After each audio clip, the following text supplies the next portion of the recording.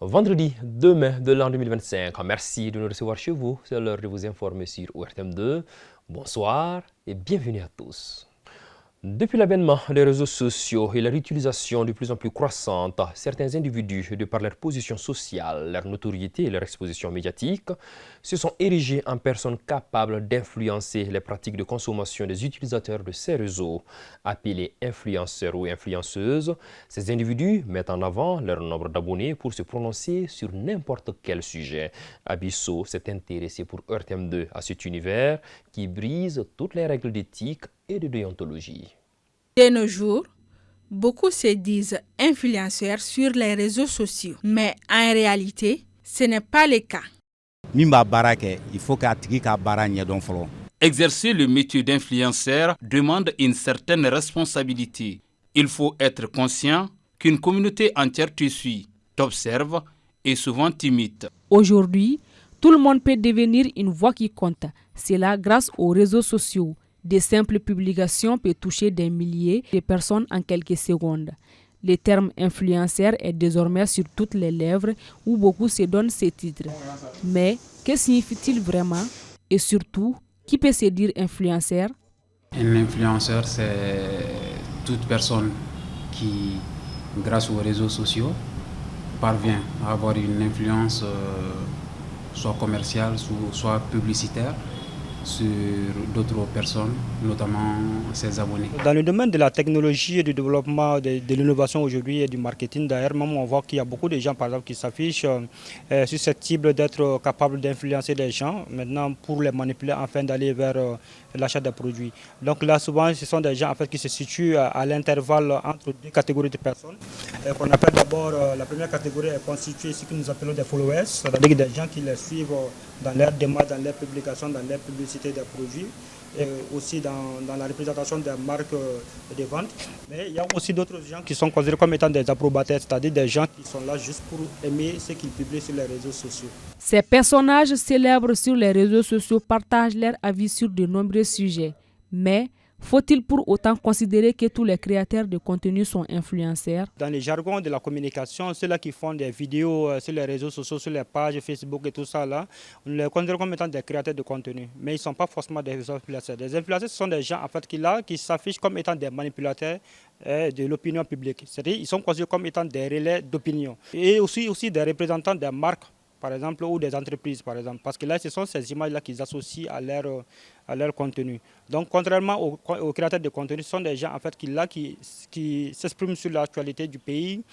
Comme par exemple, vous les voyez ici au Mali, on appelle des vidéomans. Qui créent des contenus, par exemple, ceux-là qui font des commentaires sur les matchs déjà joués aussi, ils sont considérés comme étant des créateurs de contenu. Il ne suffit donc pas de créer un contenu, mais de publier un bien. L'exemple de Awa Doumbia nous montre qu'au-delà du divertissement, l'influence peut devenir un véritable moteur de développement personnel, professionnel et même économique. Je fais des contenus sur les réseaux sociaux, notamment TikTok, Snap, Instagram et autres. Alors, je me suis retrouvée dans ce domaine à travers ma boutique de prêt-à-porter. Donc, je faisais des shootings pour montrer les vêtements. Et c'est à travers ça que je me suis retrouvée sur ce domaine. Au-delà de la mode, Awa Doumbia cherche aussi à faire passer des messages à travers ses publications. Elle souhaite impacter positivement la société. Pour moi, réellement, nous sommes là dans ce monde pour réellement des buts.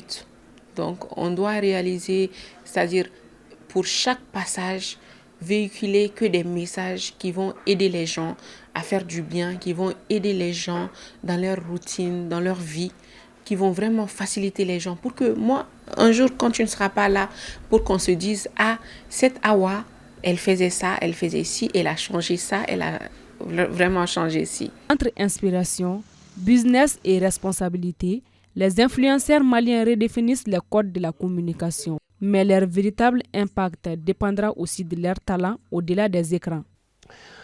Bientôt, un centre de santé communautaire pour Kabala. En effet, les habitants du quartier, en collaboration avec l'association communautaire de la dite localité, ont pris l'initiative de construire cette aire de santé afin de rendre plus proche et faciliter l'accessibilité des services de soins aux femmes et aux enfants. Fatoumata Touré et Soumaïla Konaré pour RTM2.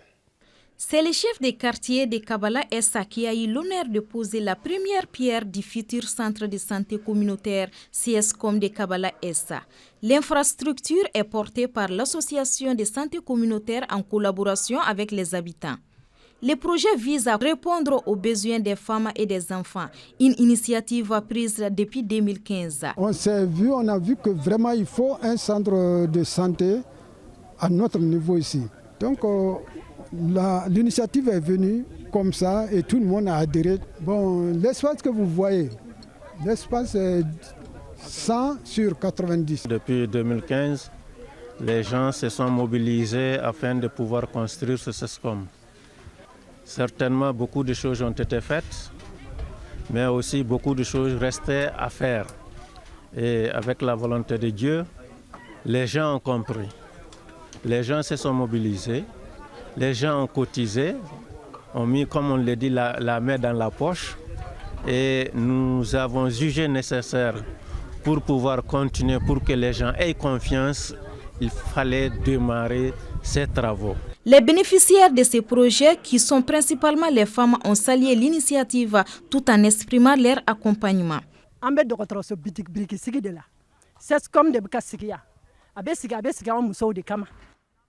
Nous sommes là dans le cadre de la pose de la première pierre du CSCOM.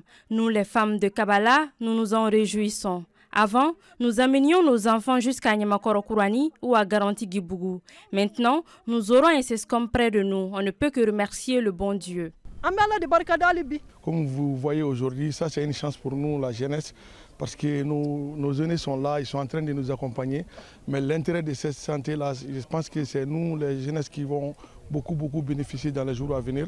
Voilà, donc c'est un sentiment de joie qu'on a aujourd'hui, vraiment. La pose de la première pierre du futur CSCOM de Kabala symbolise aussi l'engagement constant des 4 sections de ces quartiers à protéger et à soutenir les couches les plus vulnérables, à savoir les femmes et les enfants. La 4e édition de la Coupe Professeur Dioncounda Traoré a connu son épilogue ce week-end à Kati avec le sacre de l'équipe de Kati Koko devant celle de Farada. Cette compétition, faut-il le préciser, a pour but de promouvoir le sport de masse à travers le Mali. Plusieurs personnalités étaient au rendez-vous de cette finale qui a été une véritable réussite. Bakari Kabadjakite.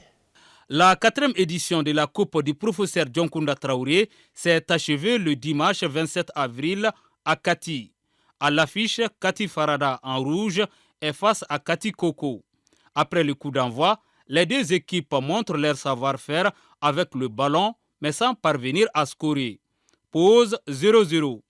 En seconde période, les deux formations intensifient leurs efforts. Les rouges de Kati Koko vont d'ailleurs créer quelques occasions, mais sans succès.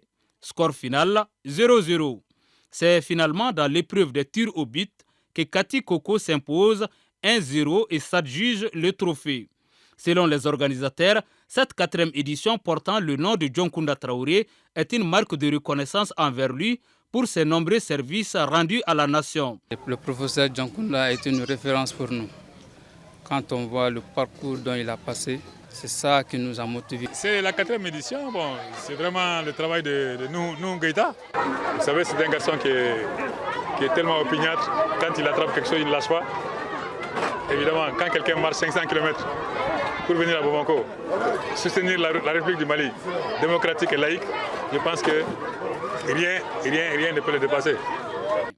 La commission d'organisation compte pérenniser l'initiative pour maintenir les liens entre les jeunes à travers le sport. Les combats de bras de fer sportifs ont donné aussi un cachet particulier à cette édition. Fin de cette édition que j'ai eu le bonheur de vous présenter. On se retrouve demain, même heure, même plateau, et ce sera toujours avec le même plaisir. Très bonne soirée à tous, que la paix et la bénédiction d'Allah soient sur le Mali.